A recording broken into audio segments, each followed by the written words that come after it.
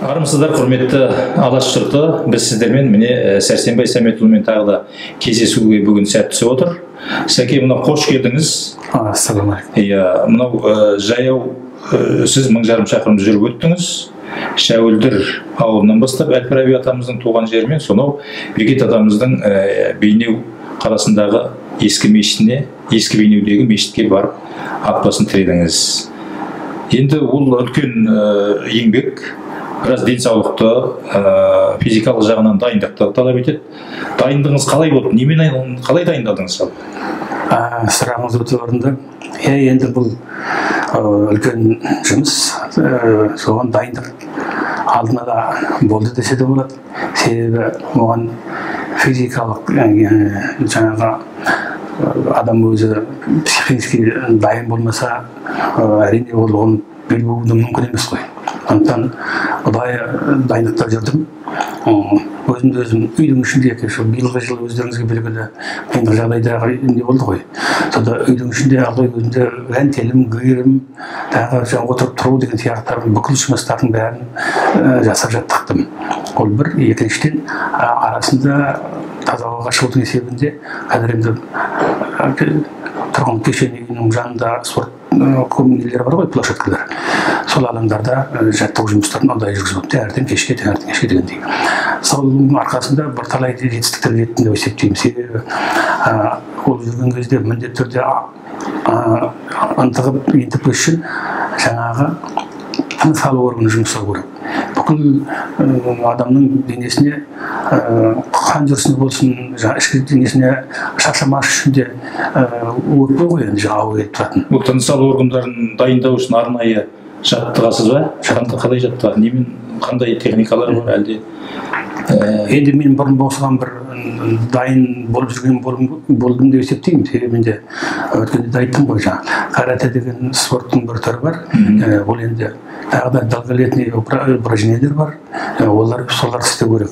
Сол кезде адамдар жаңағы жүректің және жаңағы өкпенің жұмыс жасауын қалыптастыратын және олардың нақты күш беретін функцияларды меңгеру керек. Сонда сіз бұлай жаяу жүргенде кәдімгі желаяқтардың ғана бапталуы емес, каратенің де пайдасы болып тұр ғой? Әрине.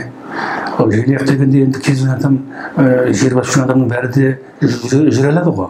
Ал енді жаңа карате деген нәрсе, ол ішкі жан дүниесі табиғаттың күшіне өзін-өзі қосылатын. Яғни сіз карате арқылы психологиялық жағынан, тыныс алу жолдарын дайындау жағынан сол жолға қойған ғой, соны тек сіз демеп отырасыз, сонымен дайындық болып отырады, солай ғой? Мен енді желаяқпен жүрген кейбір адамдармен енді көрдім жүріп. Олардың жүрістерінде олар бір қырдан асып екінші қырға жеткен кезде өзі ентігетін байқаймын. Себебі оларды уже жаңа айтып отырған тыныс алу несі ынтығып қалады. Сондай дәрежеде ол шаршап қалады. Яғни өкпені белгілі бір бапқа деңгейіне келтіру керек қой. Ол үшін каратенің пайдасы зор болып тұр ғой шамасы. Техника деп аталады ғой. Иә, техника, арнайы техника, сол каратемен айналысқаныңыз болып тұр ғой. Әйтпесе мен де бір желаяқтың біреуімін, бірақ мен өзім сенімім жоқ, шын айтайын, мұншама шақырым жүруге. Енді жалпы оған дейін де жаяу жүріп бұлай шықтыңыз ғой, солай ғой? Байқастап. Енді сол жаңағы осы межелеп сол алға қойған мақсатымызға жету үшін уже күнді белгілеген кезде сонда билет алып қойдым жаңағы осындай жерден бастаймын деп. Соның алдында бір аптадай күнарадан 100 километрде жүріп тастаған екенмін. 15 километр ана жаққа обратно деген сияқты. Сонда бір 30 километрден жүріп 100 километрдің жобасында жаңағы дайындықтар жүргізіп өзім сенімді болдым. Яғни сол дайындық арқылы сіз өзіңіздің сеніміңізді арттырдыңыз, солай ғой? Өзіңізге сенім келді, психологиялық жағынан дайын болдыңыз. Жалпы күніге қанша шақырым алатын сізде дайындық болды? Мен енді 30 километр алғанда менде уже шаршап құладым деген сондай бір көңіл күйде болған жоқ. 30 километр жүрген кезде менде көңіл күй шаттанатын болды. Көңіл күйім көтерілді. 30 километр жүргенде күніге сіз бір бабыңызға келдіңіз, солай ғой? Бабыңызға келдіңіз. Шаршау сізде 50-60-тан кейін пайда болады, солай ма? Ол 50-60-та шаршадым деп нетпеймін. Иә. Ол дәл солай істеп тұруға болады. Бірақ организмде жаңағы неде осалдық сондай болады да, сосын келесі күні сен оны ала алмай қаласың. Әрине, алда сіз бір ай бойы жүрдіңіз, енді былай жалпалағанда бұл жоба 1 ай 5 күн бойы жүрді, осылай ғой? Иә. Жақсы. Сіз енді жолыңызды сол Шәуілдерден бастадыңыз. Әл-Фараби атамыздың туған жері, отырар қалашығы бар ол жерде. Жалпы өзіңізде ғалымсыз, тарихшысыз, осы еліміздің, жеріміздің, туған жердің мынау қасиетті орындарын зерттеп жүрсіз, картаға түсіресіз, тарихын қарайсыз дегендей. Сонда Әл-Фарабиден бастаған себебіңіз сол ғалымға, қазақ ғылымына бір бата алған боларсыз. Дұрыс айтасыз. Бұл енді менің ойлап тапқан әңгімем емес қой. Құранды оқыған адамдар болатын болса, Құранда жазылып тұр. Міне 2 адам сөйлесе дейді, үшіншісі Құдай дейді. Қазақта ұлы сөз бар. Төбеміз Құдай деп сөйлейді. Ол не деген сөз? Осы бізде мына адам айтып отырған жаңағы біздер енді осы уақытқа дейін үйренген жаңағы гуманитарлық наука, ғылыми-техникалық ғылым, сосын жаңағы естествен жаратылыстар ғылымы дейміз ғой. Осы жаратылыстар ғылымына көп адам сенбейді. Жаратылыста сондай бабалар бар. Қасиет жерлеріне барсаң, сен жақсы бір бөтен бір энергия дейді ғой, күш қайрат аласың, қуат аласың деген нәрселерді көп адам сене бермейді. Шындалған кезде бұл табиғи түрде бар нәрсе. Жалпы Сәке, бұл сұраққа қазір бір келерміз. Мен мына сіздің жалпы осы аттанардағы бір өзіңіздің сезіміңізді байқадым да. Сіз бір жараған ат сияқты кәдімгі құлшынып тұрдыңыз да. Сонда өзіңізге сеніміңіздің молдығынан, бір қуаттың келгендігінен бе сонда қалай? Өйткені алдыңызда бұрын 1000 шақырым емес, енді 500 шақырымда жүрген жоқсыз, бұған дейінгі жүргеніңіз сіздің бір 260-300-ге тарта жол ғой, бір жүргенде. Сонда қалай, сонда қандай күш сізді осыған итермеледі дегенге мен жауап алғым келеді да? Өте дұрыс. Шындалатын кезде пендеміз дейміз ғой, адам болып жаратылғаннан кейін сондай бір сұрақтар қойған кезде бәрін өзім істеп жіберемін деген нәрседен кішкене абай болу керек дейсіз. Абай болу керек деп ойлаймын. Себебі бұның бәрін істейтін Алла Тағала ғой. Күш беретінде, қуат беретінде, сені 100 метрге де жете алмай қалуы мүмкінсің ғой. Оны Алла Тағаладан қуатты қалай алу керексің? Міне, адамды жаңағы ойлайтын өзімде жүйке орталығы бар ғой, нервный система. Сол жүйке орталығында сен өзіңе сұрақ қоясың. Өзіңде шешім шығару. Сол кезде сұрақ қойған кезде сенің түйсігің саған жауап бере ма? Сен бара аласың, сенде күш қуат жетеді. Сен бұған сенімдісің деген сұрақ өзіңді ішкі жан жүрегіңде солай жауап келіп тұрады. Яғни түйсікпен, түп санамен жұмыс жасау керек дейсіз ғой? Өзің шешім шығарып көр деп, иығыңдағы бас өзіңдікі ме деп сұрақ не қояды бұрын бабалар? Ана иығыңдағы басыңа жауап бер дейді, немесе әйтпесе енді сіз енді намаз оқисыз, жарайды. Намаз оқымайтын адамдар аз қазір. Қазақтың көбі енді намаз оқиды. Бірақ оның барлығы сіз секілді 1000 шақырым жүріп жатқан жоқ. Мен енді жауап алдым жаңағы нәрсеге. Енді жаңа өзіңіз бастадыңыз, жалпы бұл енді 1000 шақырым бойы сіз жай жиған кез ретінде жаяу жүріп өткен жоқсыз. Қасиетті орындарды аралап өттіңіз. Қасиетті деп біз бекер айтпаймыз. Оны дінде мұғжиза дейді. Бір ғажайыптар, сондай жағдайлар болды ма? Оның бәрін ашуда дұрыс емес шығар, ашып айтпайтын да шығарсыз. Шет жағасын айтып өтсеңіз. Енді бұл мақсатымызда, тақырыбымызға қасиетті сапар деп қойған жерде түптеп келген кезде сол қасиетті жерлерден бастап тұрмыз ғой. Ол қасиетті жерлерде сол бабаларымыз туып өскен, сол бабаларымыз сол жерде сүйегі жатыр, және сол жерлердің араларын жаңағы баяғы көшпенді халықтың жаяулап жүретін дәстүріменен соны сақтап отырып, Алла Тағаланың сол қасиетті жерінің арасын жалғастыру ғой. Бұл енді жаңағы айтып отырған табиғи жаратылыс ғылымының тілімен айтатын болсақ, бабалардың батасын бір-біріне жеткізу. Оның ішінде бір адам белін буып келіп, сол анау жаңағы ғылымның атасы дедік, Әбу Насыр әл-Фараби бабаның бүкіл қоржында жиналған ғылымның барлығын көш қозғап, көштің бәрін сонау әулиенің басына жеткізу ғой. Сөйтіп Алладан сұрап, бізді келешекте осындай ұрпақ болсын деген қағиданы. Ал енді осы аталарымыздың кейбіреуі аян берген шығар енді. Дұрыс айтасың, ол да болды. Енді оның бәрін кейбір сенбейтін адамдарға айтса, ол енді сенбейтін адамға ештеңе сындырамайсың ғой. Сондықтан ол аян деген жай нәрсе емес қой. Мен мына бүгін тілдің тілмен айтқанда ғылыми ол ақпарат. Ол ақпаратты сен қабылдауың керек. Қабылдайтын адамға ғана сол қасиеті бар, бейімділігі бар, немесе сондай жолды ол Алла тағала біліп тұр ғой. Кім қандай миссия дейміз, жаңағы атқаратын қызметін жүргенде тек қана сол істе адам істеу. Мен мысалға алыстан кеттім, мен істемесем мен түсініп отырмын. Менен кейін оны түсінген адам да істемеуі мүмкін. Ойлап қою мүмкін. Шынарың кезде мен өмір бойы осылайға дайындалдым. Осында менің ақылым, есім соған жетіп тұр. Күшімді Алла тағала қуат беремін деп, демеу жасаймын деп тұр. Мен неге белім болмасқа? Бас қиналған жерімді көрермін деп белім болдым ғой. Жақсы, енді аталардың тарапынан енді бір көмек, немесе бір демеу болған шығар, бір қызық жағдайлар болған шығар. Бір-екеуіңмен су көрермен. Бізде бұрын бабалардың, аталардың, жаңағы қасиетті адамдардың ғұмырына, өміріне, солардың ғибрат өсиеттеріне құлақ түретін болсаңыз, баяғыда жауға шапқанның өзінде әруақ шақырған жоқ па? Қазір әруақ десе тіксініп қалатын, немесе түсінбегендіктен басқа бір ұғымда кететін адамдар көп-ақ. Сондықтан бұл әруақ деген нәрсе ғылым тілінде бар. Оны біздің мынау елбасымыз да айтты, бір рет аузынан естідік. Әруақ деген бар деп. Себебі ол нәрсені жай айтпайды ғой. Ол нәрсе қай уақытта сенімі бар адам, жаңағыда Құрандағы сөзден айттық, төбемізде Құдай деп. Сол Құдай деп жүрген адам ғана, ол келешекті ойлап жүрген адам ғана, соған Алла тағала өзінің бір қасиетіменен сол адамға жаңағы енді жаратылыс несімен айтқан кезде періштелер деп келтіреді, жаңағы кітаптарында Құранның. Немесе жаңағы әруақ өзінің қасиетті адамдар арқылы жеткізеді. Түсінікті. Қысқасы сіз оны көрінген адаммен бөліспейсіз, себебі оған дайындық керек. Оған себебі бұл жанды ақпарат ғарыштағы аталардың оны көрінгенмен бөлісе беру үшін олар бере бермейді. Солай ғой, солай дегіңіз келіп отыр ғой. Солай болады. Жалпы енді осы үлкен сапар, қасиетті сапар өте ұзақ болды. Мысалы, бұған сіз ғана емес, сіздің үйдегі, сіздің зайыбыңыз, Дәмет ханымның да өзінің келісімі бола қиындау болды ғой. Солай емес пе? Өйткені сіздің денсаулығыңызға алаңдады. Сіздің меніңше денсаулығыңыз бойынша қан қысымыңыз 200 болды ғой жоғары. Ондай да болды. Қан қысымыңыз болды. Ал енді барып келгеннен кейін өлшегенде бір таңғалған жағдай бар. Солай ма? Иә, осы жөнінде айтыңыз. Негізінен мен ойлаймын, біздер мына жаңағы үй қамақ дейміз ғой енді.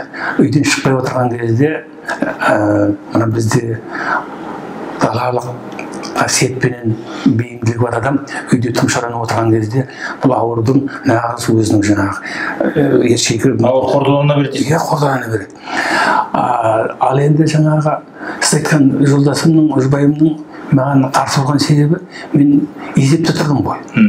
Қан қысымы жоғары, оны тіпті өзінің қара басын жүріп емес, оған демеу жүретін жаңағы сопровождающий дейді ғой жаңағы. Сүйемелдеп жүретін адам керек болған. Сол өте қауіпті жағдайда деген сияқты қорқынышты сөздер айтты ғой бізге үркітіп. Ал мен оның бәріне ішкі жан дедім, оған қарсы болды. Мен өзім шешімімде мен қалай да бұл нәрсені мен істемесем, ешкім де істемейді. Мен істемесем, бұны ешкім қолға алмайды деп жасауға кірістім ғой. Бірақ жолдасым маған қарсы болды. Бір жағын сіздерге де жеткіздім, жолдасым. Жақсы. Келгеннен кейін өлшегенде қанша болды сонда? Қан қысымыңыз? 85-90, 120 болды. Иә, 120-да 85-90 болды. Асты. Өте керемет. Бұл енді кәдімгі дені сау адамның, спортшының енді нормасы солай ғой. Демек сіз өзіңізді тек қана жаяу жүріп өткен жоқсыз, қан тамырларыңыз бәрін тазартып өткендей болып тұрсыз ғой. Өте дұрыс айтасыз. Мына жаңағы мысалға Құранда да бар, былай жазылған. Ей пенделерім дейді, сендер Алладан денсаулық сұрағыларыңыз келсе дейді, жер жаһанды жай өліп жабылып кезіп кетіңдер дейді. Сонда мен сендермен кездесемін дейді. Сонда сендер сұрағандарың беремін дейді. Не сұрайсың, денсаулық сұрамайсың ба? Жайып жүрген соң екі аяғыңды берген екен, жүру керек қой. Жақсы, сізге бұл енді сапарда қиыншылық болған шығар. Несін айтайын. Қандай қиындықтар болды? Ішінара айтыңыз. Біріншіден сенің жаңағы алға қарай жылжытатын екі аяғың ғой енді. Иә. Сол екі аяғыңнан азап шексең ең несі азабы сонда болады екен. Бұл қандай азап болды сонда? Қазақта бір сөз бар. Иә.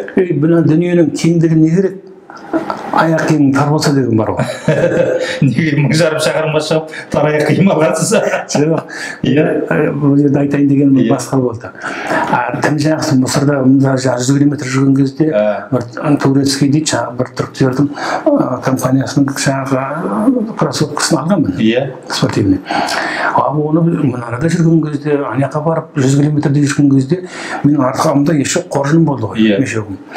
Ол бір 15 километр 100 килограммдай оның сыртындағы салмақ түседі ғой ол аяқ. Содан қажалады дейсіз ғой. Іші деген жылтырап қалды жаңағы. Сөйтсем анау жаңағы мақтап жүрген іші өлбіреп тұрған нәрсе жай мата екен, отырған кезде тер ғой. Енді анада ұзақ жаяу жүруге арналған нәрсе емес ол. Қаланың ішінде жай күніге бір 5-10 шақырым жүруге жетеді. Солай болып тұр. Иә.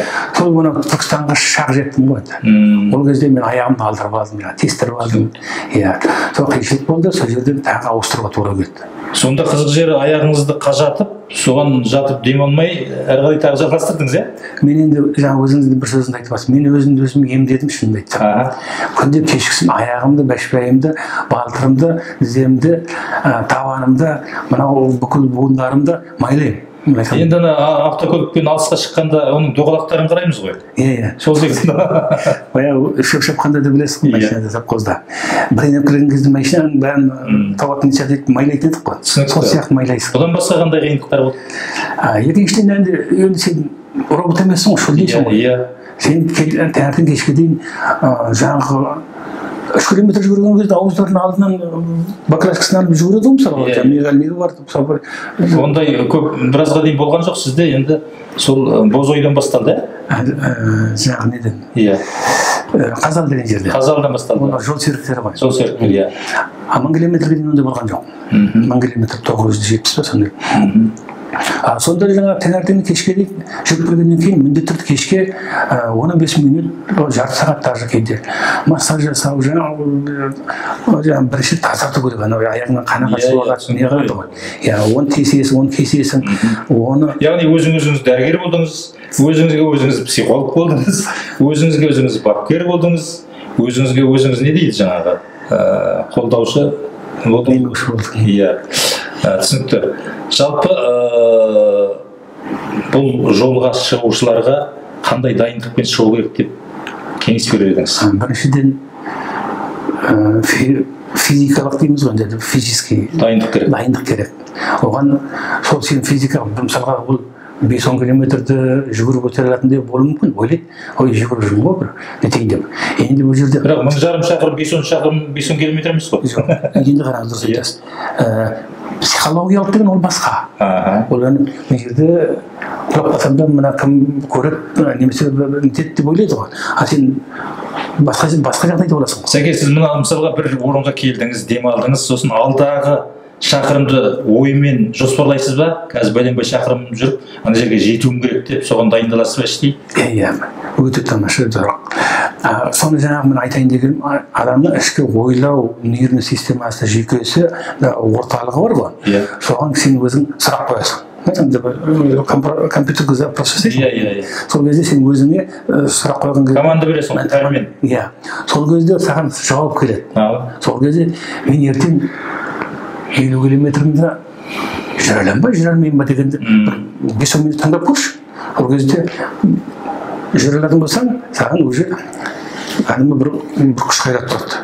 Ертең оны өндіріп жүре аламын деген сияқты. Ал енді жүре алмайтындай жағдай, ондай маған кездескен жоқ қана. Ол кезде білдіртеді деп ойлаймын. Жақсы, түсінікті. Енді осындай ішкі дайындық керек.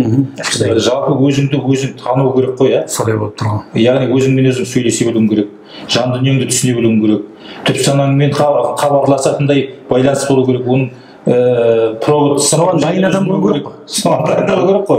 Шамасы, әйтпесе Қазақстанда 19 миллионға жақын халық бар, соның ішінен сіз ғана шығып тұрсыз ғой 1000 шақырымға.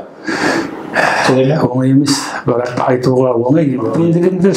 Ал енді ондай адамдарға сіз ақыл кеңес беріп, бір бапкер болатындай ойыңыз бар ма? жалпы бұл мемлекеттік тұрғыда қаралатын дүние ғой. Мен мысалы бөтен біреудің денсаулығына немесе мен өзім шаққа жауап беріп тұрмын ғой мысалы. Түсінікті ғой. Сіз енді бапкер ретінде сондай нәрсені міндетті мойынға алуға болады ғой. Егер жастар шығып жатса. Жастар шығып жатса кеңес бере аламыз деп ойлаймын. Кеңес бересің, оған рухани жағынан дайындау керек. Оған жаңағы физикалық жағынан, спорттық жағынан, психологиялық көп жағынан дайындық керек қой. Сіз осы 60-ға келдіңіз. 60-ға келгенде енді осы жастың кемінде бір 40 жылын осы жолға арнап тұрсыз ғой шамасы. Бар. 40 жылын. Себебі мен естідім, сіз бір айғырмен жарысты дегенді. Соны айтып бересіз ба? Ол енді жастау кезіміз әскерге барған жоқпыз ғой деймін. Әскерге барамыз деп жүргеніміз айтқанда. Сол 18-19-дағы жігіттеріміз ғой енді. Сол кезде мынау біздер Ақтөбе, Байғайын, Қаражар деген елді мекенде бірге оқыдық. Берікбай Құлжанов деген азамат болды. Кейін ол әкесі жылқышы еді. Соны Алатау деген жерде отырды, жылқы ауыл Москва жерінде. Сол жаңағы ылғи өзі қайрат жігіт, жас кезінде болды. Жылқының асауын жуастады.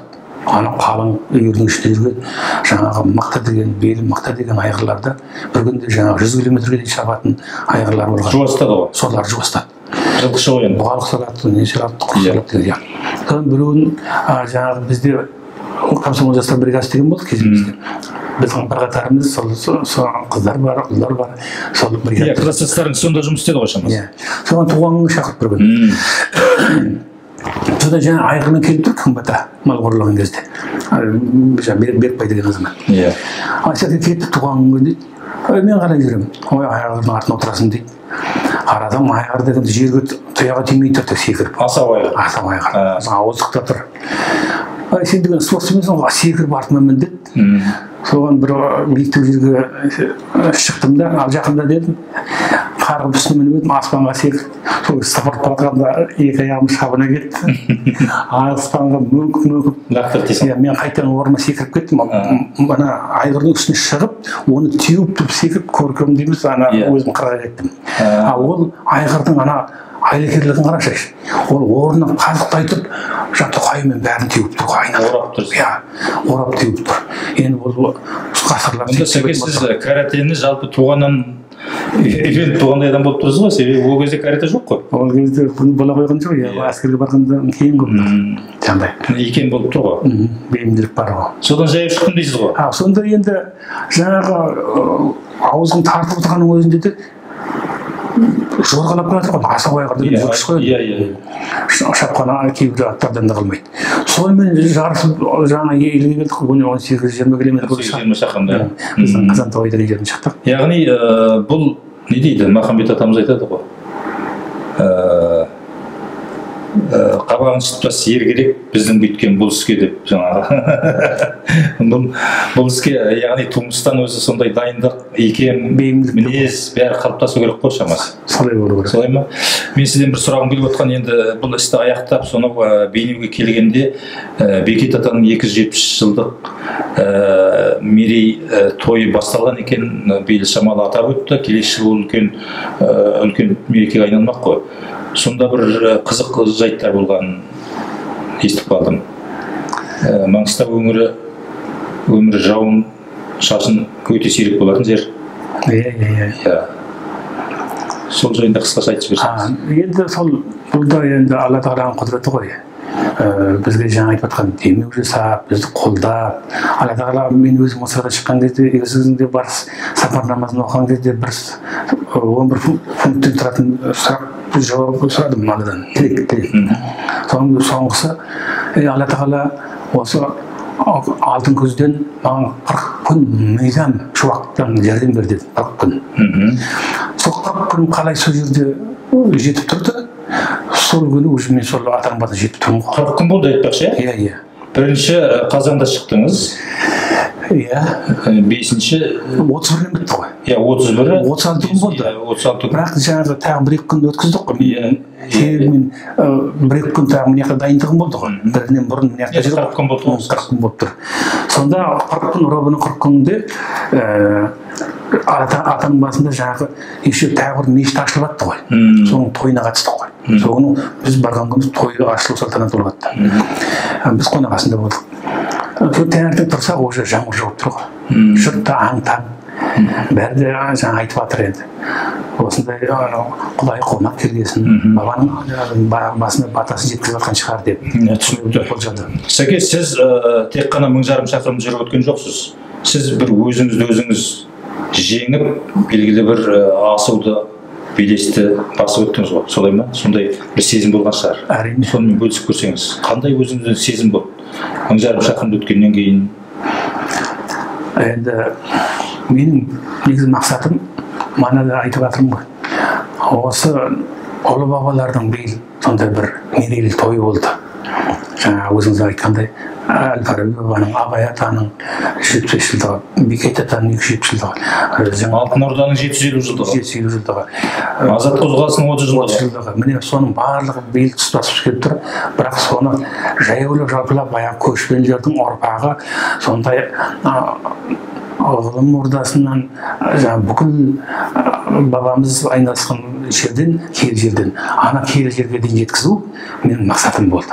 Соны жеткізсем, ұлы көшті бастаған болып, келешекте қойдың үстінде бос жұмыртқалайтын заман болып, сондай бір елдердің қатарында болармыз деген үмітті алады садық қой. Дұрыс. Сәке, енді осы шаруаны, осындай қасиетті сапарды жалпы дәстүрге енгізуге болады ма? Тағы да осындай жігіттер болса, азаматтар болса, бірігіп Ұлытауға барса, мысалы, Алтай бар мына жақта.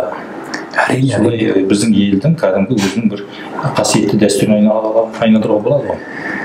Ол әлде де жетілдіріп, жаңа жан-жақты ғалымдарымыз бар, жаңағы туризм, спорт дейміз, соны дамытып жатқан мамандарымыз бар. Органдар бар мемлекетте. Соларменен ақылдасып кеңесіп, бұны көркемдеп, бұны бір жақсы бір деңгейге жеткізетін болса, біздің көшпелілердің несі өзіне жұмыс жасап кетеміз. Жақсы. Жастар тартады ғой. Сәке, мына жастар қазір қарап отырса, мынадай сұрақ тұрған болу керек көкейінде. Бұл кісіге кім қалай жәрдемдесті деген. Осы жөнінде айтып өтіңіз, сонымен әңгімемізді қорытайық. Енді бұл шындалған кезде бәрімізде осындай Қазақстан мемлекеті бар болған соң дәметеміз ғой, мемлекеттік программа дейміз, бағдарлама ғой. Мәдени мұра, рухани мұра дейміз, жаңғыру дейміз, тағы да жұмыстар көп. Бірақ соларға хат жазып, министерствоның есігін қағып талай жүрген кезде бізге көмек болмады. Сондықтан біз өзіміз қалай болғанда да осы тұйықтан шығуға өзіміз бел будық. Сонда жаңағы Нұрқасын ата атындағы жеке қор деп, сосын жаңағы тағы бір Елсені аманат қоры бірігіп жұмыс жасап, мысалға мен сол қиналған кезде дәрі-дәрмек керек болды, түрлі керек-жарақ қоржын дейміз, жаңағы киім-кешек болсын, жаңағы кроссовка дейміз, бәрі де қаражат қой мысалға. Жем бар, жататын жерің бар. Сондайларға жігіттердің жаңағы жанашырлығыменен, солардың ұйымдастыруменен сол нәрселер шешіліп отырды. Ол бізге жаңа бір белін буып, бір меценат немесе бір бизнесмен бір ондай жердің болған жоқ. Өзіміз қалып жаттық. Дұрыс, енді қортайық онда, Сәке. Құрметті көрермендер, енді біздің алдымызда отырған былай айтқанда ғажайып кісі. Бұндай кісілер өте сирек. Өйткені ай сайын болсын, жыл сайын болсын 1000 шақырымда ешкім жаяу жүріп жатқан жоқ. Және де ол қасиетті сапар. Біздің қасиетті орындарымыздың бәрін басын қосып, Сәкең жүріп өтті. Біз осындай рухани шараны қолдауымыз керек, қорғауымыз керек. Әрине, бұл шара басқа мемлекеттерде болса, мүлдем басқа деңгейде атап өтілер ме еді, сізге басқа жағдай жасалар ма еді деген сұрақтар бар. Дегенмен де бұны одан әрі қарай жалғастыруымызға болады. Өзіңіз бір шет жағасын айттыңыз. Жастар болса хабарласыңыздар. Сәрсенбай Сәметұлымен тікелей хабарласуларыңызға болады. Ақыл кеңес, әңгіме, дүкен құруларыңызға болады. Сіздердің назарларыңызға көптен көп алғысымызды айтамыз.